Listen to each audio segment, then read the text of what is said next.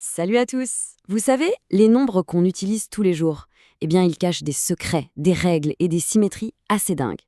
Aujourd'hui, on va partir en exploration à la découverte d'une de ces règles, une règle super élégante.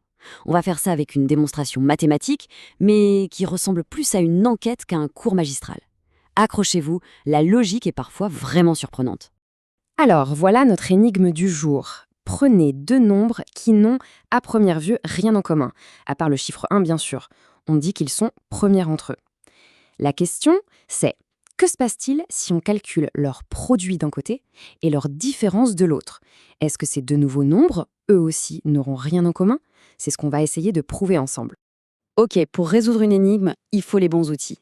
Avant de se lancer tête baissée, on va poser deux définitions, mais alors vraiment deux définitions clés.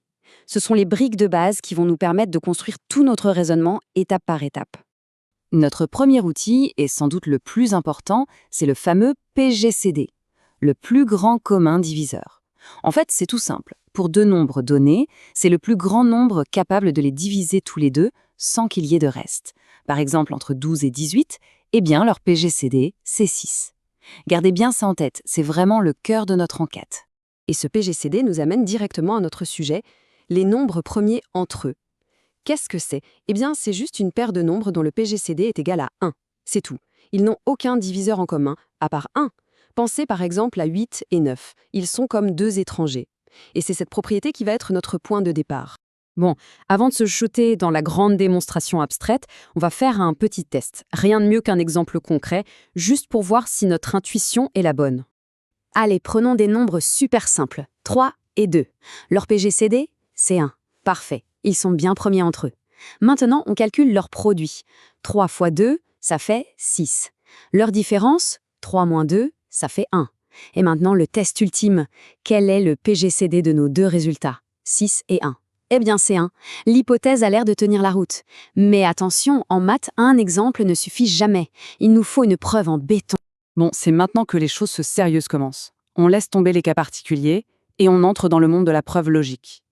On cherche une chaîne de raisonnement qui soit vraie pour n'importe quelle paire de nombres premiers entre eux, sans aucune exception. Tout commence ici. C'est notre seule et unique supposition, le fondement sur lequel on va tout construire. On prend deux nombres, A et B, et on part du principe qu'ils sont premiers entre eux. Autrement dit, leur PGCD est égal à 1. Maintenant, on va définir notre suspect. On va l'appeler D. Ce D, c'est le PGCD de notre produit AB et de notre différence A-B. Notre mission, c'est de prouver que cette valeur D ne peut être rien d'autre que 1. Par la définition même du PGCD, si D est le plus grand diviseur commun de AB et A-B, alors, logiquement, il doit diviser AB et il doit diviser A-B. C'est une conséquence directe et ça nous donne deux informations cruciales sur notre fameux D. Et là, attention, c'est la première petite astuce de la démonstration, un mouvement très malin. Il y a une règle de base qui dit que si un nombre en divise un autre, alors il divise aussi tous ses multiples. Donc, comme on sait que D divise A-B, il doit forcément diviser A fois A-B et aussi B fois A-B. Et hop, on vient de générer deux nouvelles informations à partir d'une seule. Ok, on a ces nouvelles infos, mais il ne faut surtout pas oublier notre premier indice, celui qu'on a depuis le début. On sait que D divise aussi A. Il est temps de mettre toutes nos pièces ensemble sur la table. Et c'est là que la magie opère. Regardez bien, on sait que D divise A carré moins AB et qu'il divise AB. Logiquement, il doit diviser leur somme, non? Et si on les additionne? A carré moins AB plus AB. Les AB s'annulent. Et paf, il ne reste que A carré.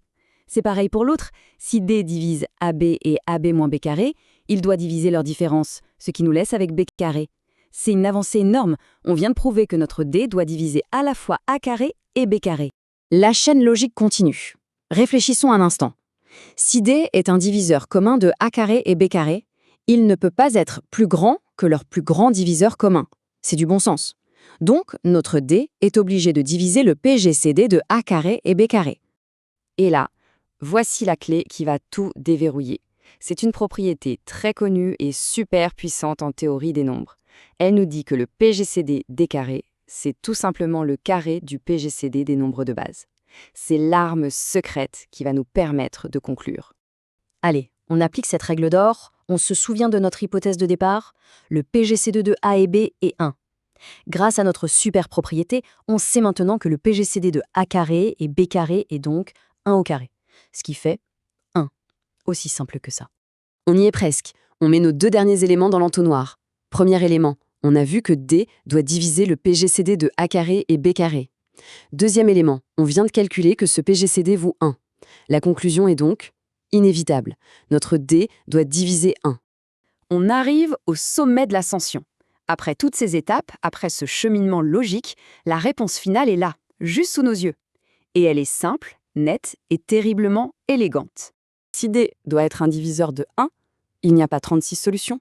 Quel est le seul et unique nombre entier positif qui divise 1? C'est 1, lui-même. Notre inconnu D, celui qu'on traquait depuis le début, est démasqué. Il est égal à 1. Et voilà, la boucle est bouclée. On a prouvé, sans l'ombre d'un doute, ce qu'on cherchait à démontrer. Si on commence avec 2 nombres qui sont premiers entre eux, alors leurs produits et leurs différences le seront aussi. Ce n'est plus une simple hypothèse, c'est une certitude mathématique. Ce petit voyage au cœur de la logique nous montre qu'il y a une vraie beauté cachée dans les relations entre les nombres, une sorte de structure invisible qui attend d'être découverte. Et ça pose une question fascinante. Combien d'autres vérités aussi élégantes et surprenantes se cachent dans l'univers des mathématiques, prêtes à être trouvées par ceux qui osent chercher? Merci d'avoir exploré cette énigme avec nous.